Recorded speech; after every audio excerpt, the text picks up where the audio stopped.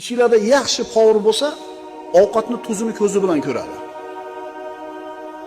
Qanaqa qilib kim aytadi?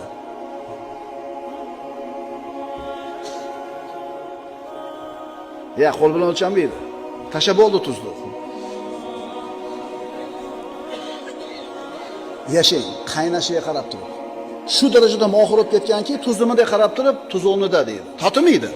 Ta'mni ko'rish mumkin. Ovqatni ta'mini ko'rish mumkin. Lekin hammada bormasda bu xususiyat. Davomiy suratda o'sha ishni qilib o'rgandan o'sha ko'z ochilib qolgan.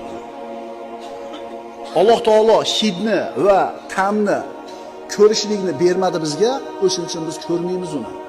Agar Alloh taolo shu hisni yaratganda nima qilardik? Yuqorida aytdik-ku, Alloh taolo insonga jannatga kirganda mana bu 5 ta his qilishlik organidan tashqari 6-hissini yaratadi.